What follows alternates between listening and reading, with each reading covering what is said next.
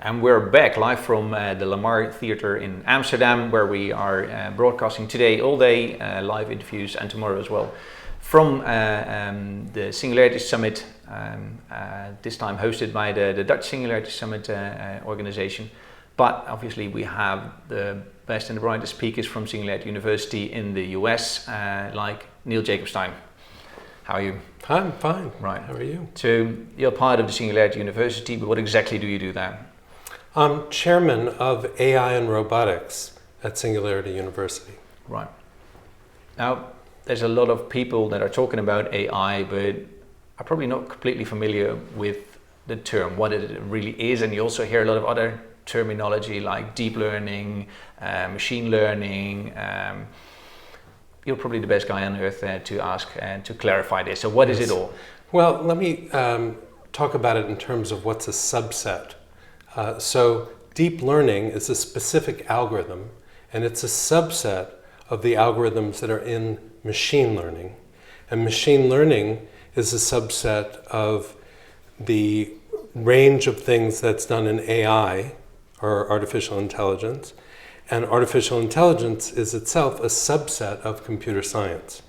And the best way to think about artificial intelligence is that it's a way to extend the problem-solving capability of your brain, to increase your ability to do pattern recognition. And you do that by delegating some of the work of pattern recognition and problem-solving to a machine. And the machine can use a hierarchical pattern recognition system to recognize patterns very rapidly and with high fidelity. And if you ask the right questions, you can get it to do some very deep problem solving for you. Is asking the right question a difficult thing?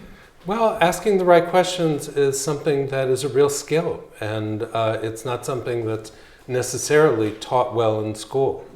So I think that's an area where human beings are still currently better at than machines at framing the right questions. Although in a lot of marriages you will have the same problem where people will say that the wrong question was asked or the wrong answer came on the right question. Right. So is it not a human thing? Is that not one of the, maybe go into the death maybe now, but is it not one of the things that differentiates us from AI and that is hard for us to communicate with AI and visualize AI? Well, I think that although it's true that inside of machine learning algorithms, it's very hard to see exactly what's going on. There are programs, research programs, that are devoted to making those processes more transparent so that they're easier to interpret. But we do understand the principles that they're using, and the principles that they're using are sound. And we know that we can get very high feature discrimination using deep learning and other machine learning algorithms. They can recognize faces with better than human accuracy. They can convert a voice to text messages 3 times faster and 20% more accurately than a fast human text messenger using a keyboard. And that's just for English. For Mandarin Chinese, it's 2.8 times faster and 63% more accurate. So we eventually are going to see fewer keyboards and screens as ways that we interact with our AIs, and more conversational interfaces where we just talk to our AIs and get them to do things for us. When will we see this? Because I'm still having difficulty with using Google Translate and well, Right. If I know the language, then I see it as completely translated in the wrong way. So where are we at? Yeah, well, we are not all of the way there, and we are at the point where we can now use, particularly for English, we can use English as a language that exceeds our ability to use texting keyboards. So we are now at the point where this is becoming functional. Interacting with AIs using speech is just now becoming functional. It doesn't always understand what we mean, but it can understand the speech itself and turn that into text. The deeper natural language understanding is going to take a while. It might take an additional 5 or 10 years before we get really deep natural language understanding. We have some now in a variety of assistant systems like Siri and Google Assistant and Hound and Microsoft Cortana and Viv and Alexa from Amazon. But all of these systems are embryonic. We're at the beginning of the AI revolution, not the middle or the end. Right. So what are the next steps? What are we seeing now? Right. So one of the next steps is we're going to get a much higher fidelity natural language understanding. That's going to help a lot. And another next step is we're going to get systems that can continuously learn. So right now you can set an AI against a task and it will perform a pattern recognition task. But that's very different than sending it to the web for the next 10 years and seeing that it comes out with a coherent result at the end of that. So doing continuous learning systems that don't have to be reset is a big deal. And having systems demonstrate empathy and emotional intelligence is a frontier. And having systems that are good at framing questions is a frontier. So you mentioned pattern recognition. Is that the heart of AI? Is that basically what it does? Well, I would say pattern recognition and problem solving. Not all problem solving is just pattern recognition. But pattern recognition is a big part of what's fueling the commercial interest in AI now, in machine learning. But in an ideal world, what kind of other AI?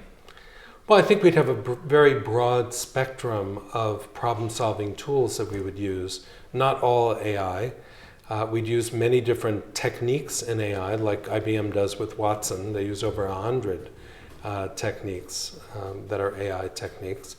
And then there are some non-AI techniques that are very powerful problem-solving tools, such as simulation and optimization, and even using data structures, complex data structures very effectively, like the periodic table of the elements. I used that in my talk and said that that was a very powerful data structure for our ability to program atoms and molecules, because it organized our knowledge of the elements. So would it have been able to predict the new elements that are still being found these days? Well, I think that we are using various theoretical models, both simulation and AI constraint-based models, to predict new elements, even if they're very short-lived elements. Sometimes they are. And we also are working at the frontier of getting AIs to be able to build creative data structures. Like at the time, the periodic table of the elements was an amazing advance. And that took a lot of pattern recognition to see how all the elements fit together. That was an example of human intelligence. But you can imagine having AIs help us classify other structures besides elements, like galaxies, for example, or microorganisms. Right. So human science usually works with an hypothesis or whatever, and you have an idea and you start gathering evidence to prove that. Would an AI be capable of the same kind of working? Well, an AI allows us to do something different. An AI allows us to not start with a hypothesis, but rather start with the data, and then see what patterns emerge from the data. But then still you have this quote that a pattern doesn't mean that there's a relation. So that's right. You might have correlation and not causation. Right. So the good news is that the difference between correlation and causation can be experimentally validated or determined. And you can imagine two events occurring at the same time. And the origin of superstitious behavior is to assume that when two events happen at the same time, then they're automatically causally linked. And oftentimes they're not. They're randomly linked. And you have to perform the experiment multiple times under good experimental conditions to know about causality. Right.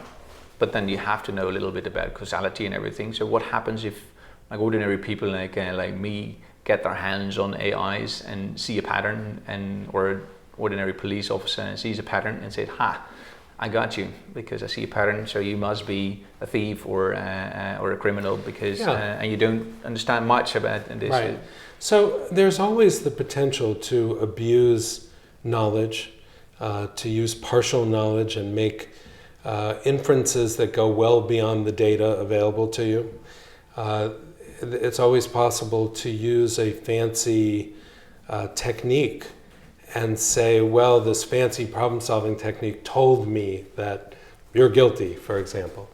But I believe that ultimately we have to have justice systems that are accountable and transparent. And people who administer those systems, both judges and the law enforcement agencies, need to feel like they're really accountable to using their powerful tools responsibly. And if we have citizen watchdog groups that look for abuses and see that someone has been falsely accused based on an improper inference, and they can marshal the data to prove that they're not guilty, then I think the people who have abused their power should be held accountable. Because that could be an issue. I mean, yeah, and I think that we should all be grateful that we have more powerful problem-solving tools now than people did, back in the 13th century, where they were very weakly evidence-based and very strongly opinion-based and ideology-based. And ideology-based, yes. So you're part of Singularity University. So what part of Singularity University is AI and robotics? How does it fit in there, and how? Well, it's one of the technology tracks like medicine and neuroscience, or synthetic biology, or energy and environment. It's one of the technologies that is changing at a exponential pace. So both AI and robotics are improving in price performance every 18 to 24 months, sometimes faster. And that means that they're going to impact the exponential challenges that we're interested in solving, whether it's food or water or global security or illiteracy or prosperity or its opposite, poverty.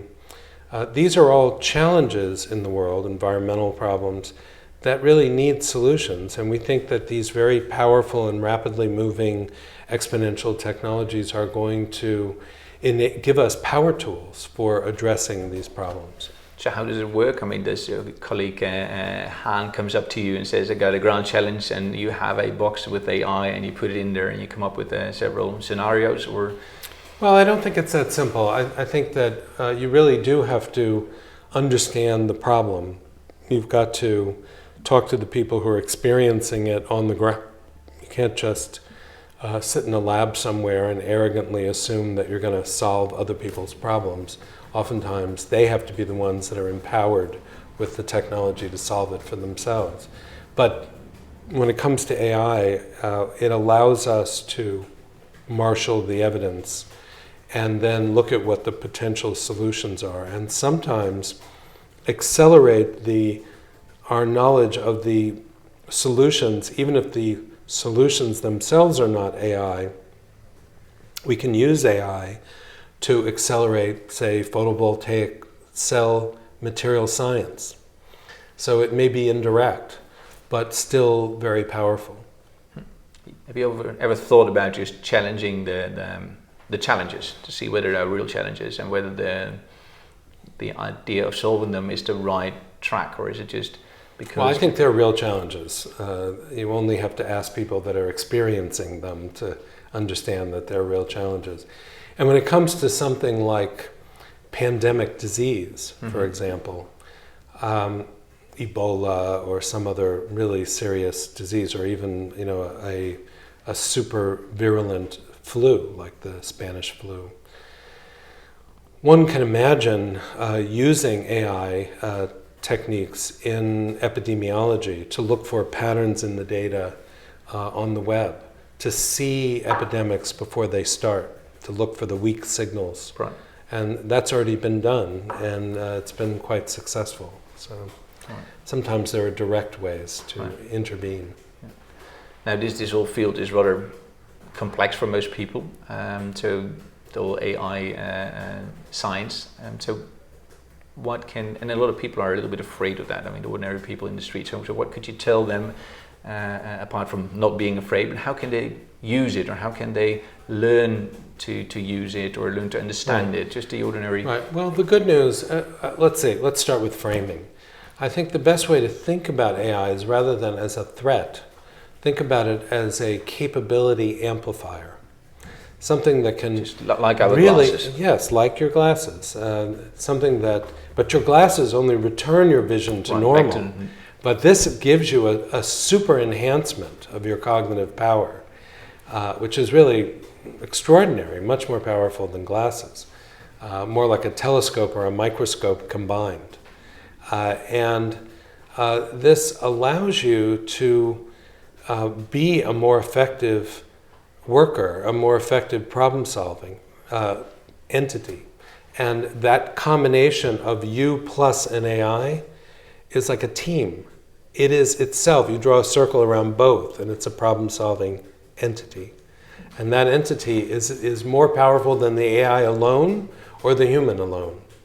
So when you combine AI plus humans plus good business practices, or good safety engineering practices, which is what's required to manage the downside risks, then you can move forward very effectively and solve a lot of problems. Maybe, but maybe for you it's quite easy to switch from a normal glasses to have supervision from one day to the other. Some people might be scared and afraid what to do with it, because the difference is too big. They're not used to that. They're just they've been doing the same things all over again for years now. Right. Well, it's not a requirement that everybody use AI, but in fact, if you've used Google search, you've used AI. So there are lots of examples of AI embedded in the fabric of everyday life. If you get on a plane, the air traffic controllers are enhanced with AI algorithms. Our traffic patterns in cities are often regulated by AIs. If you get your X-ray taken, that will be interpreted by an AI. If you blow into a respirometer, it's often interpreted by an AI. If you drive a Tesla, it's being mediated by an AI. And if you get into an Uber, the routing of Uber cars is done with AI. So AI is now becoming part of the fabric of everyday life. And when its interface is at its best, you don't even know you're using AI. So it's not that complicated. It's like running water or electricity. Yeah, it's not that complicated. And in terms of people being afraid of it, I think the key is to learn about it. And the good news is you can learn about it for free on the web. You can just Google AI courses or AI briefings, and you can get free AI briefings right on the web. And you can go all the way as deep as you want to go. Provided you have the proper background or education or intelligence and access. Well, even if you don't have a deep background, you can generally learn quite a bit about AI, and you can scaffold your background. So if you needed, say, linear algebra to understand some of the more complex algorithms in machine learning, you could take a course in linear algebra and then take a machine learning course. Would still be too difficult for me, I suppose, but in theory it's possible, right? Depends on how motivated. Right. There's also the debate, and you mentioned earlier a little bit, but it's hard to understand how an AI comes up with the end result. And if we have to trust certain outcomes of an AI, especially if we're talking about the medical world, if you have a diagnosis done by an AI or assisted by an AI, how do I know that the AI is not having an off day, or it's just off guard, whatever, but then a bit fell through and... Right. Well, I think that we should apply similar standards to AIs that we apply to humans. My wife is a surgeon.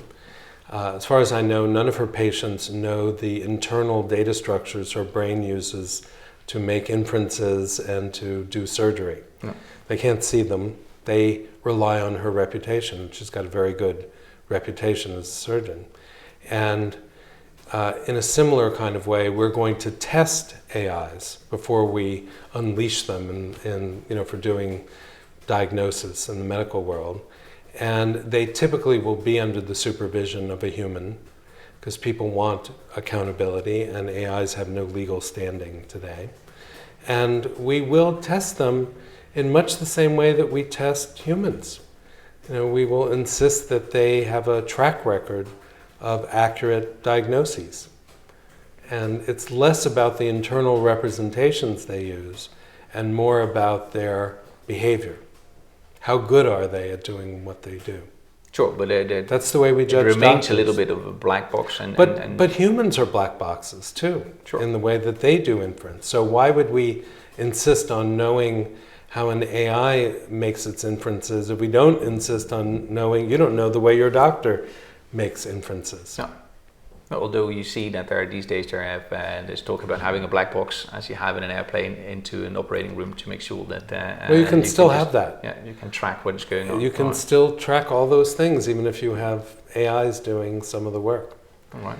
So, lastly, you mentioned in your talk something about nanotech and AI. What is the latest and exciting that you've seen so far? Well, I think that the most exciting thing is that we're seeing that we're able to program atoms and molecules with ever greater precision and predictability. And we've even programmed 35 xenon atoms on a nickel substrate to spell out IBM. So individual atoms of xenon are being moved around. But that was quite a while ago. It was 1989. And it is not an industrial process. So in order to scale up that process, both to meter-size objects and also to make it cheap to program those molecules, you have to have parallel effectors, parallel systems that are moving these molecules around. And we're still working on those. And I think that AI is going to help us do a much better job control complex machine systems. So it'll be the combination of intelligence driving parallel robotic systems. Right, that they need to run on in the end. Yeah. Yeah, right. Thank you very much. You're welcome. So this was another episode of today's live interview sessions at the Singularity University Summit in Amsterdam in the Lamar Theatre. We will be back with some more interviews later today and tomorrow, so stay with us.